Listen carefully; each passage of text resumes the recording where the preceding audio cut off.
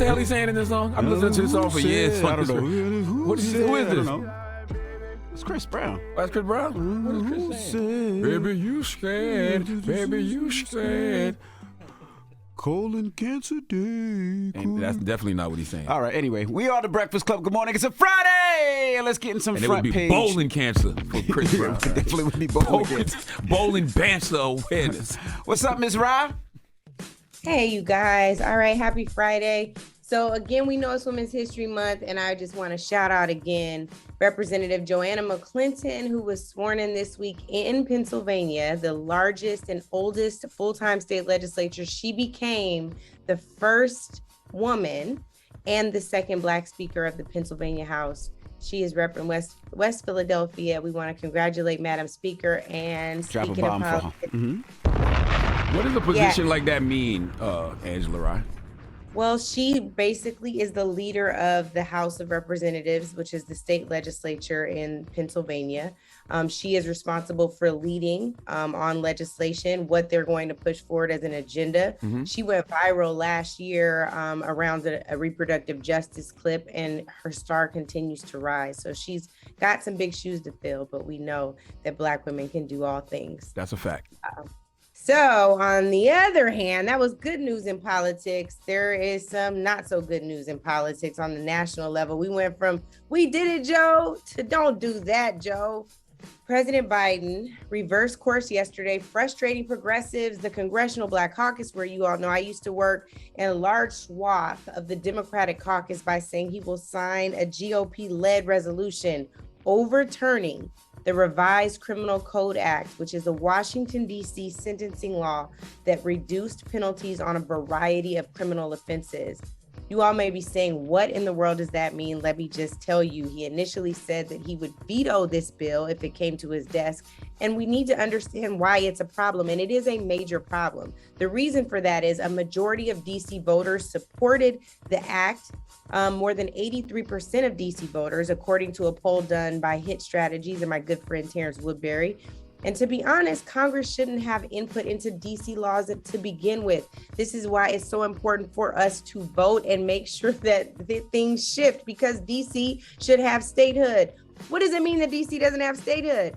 DC's own member of Congress, Eleanor Holmes Norton, could not even vote on this bill. She is what is called a delegate on the House floor, so she has no House floor vote.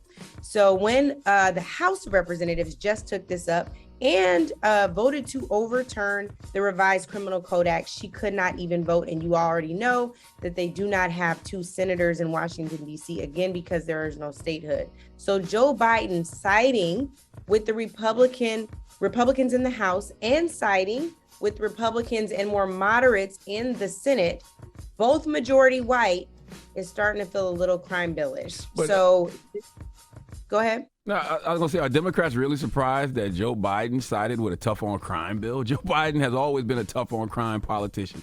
Always. Well, here's the thing. He has traditionally been a tough-on-crime politician, but we also know that there were campaign promises made that they would reverse the harms created by the 1994 crime bill. This is a 180 on that campaign promise. Should we call those campaign lies? We should call those campaign lies. I'm calling them campaign promises because I believe that the power still lies with the people. And if people want to, they can call the White House right now and say, don't do it, Joe. It ain't worth it, at 202-456-1111. I know that's a little beyond the scope of front page news, but y'all know how I roll. And he still needs to be told he can say yay to RCCA. He ain't listening the 107 years he's been alive. Why he going to start listening now? And you know, next year, I feel the GOP. That's not true.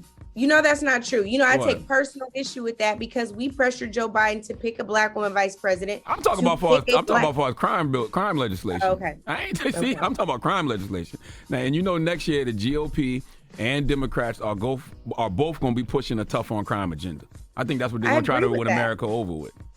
I agree with that. That is exactly what's going to happen, especially if we do not tell folks where our power is, where we stand, and make sure they know that 83% of DC voters do not agree with this. You cannot just overturn the will of the people. Like, that ain't cool. That's not how you should use your position of power. Do it for student loan debt, but not to bring back mandatory minimums, tough sentences on carjacking. Like, some of these kids need to be coached and help to understand why they can't be engage in certain behaviors. Yeah, we need alternatives. We definitely need alternatives, but the crime has to stop. We got to figure out what we need to do with these kids to make sure that they don't do this again and they have other options. But we acting like those alternatives haven't been out there forever. Like, the people like the Erica Fords of the world, Tamika Mallory's, they've been telling people what alternatives are. Not just telling people, people like Erica Ford have been out in the street actually delivering that kind of action. They're doing what the government should be doing. That we need to fund more of that so that these kids can do it. Exactly right. And what's happening is these kids are committing crimes and they're getting out. There are no penalties and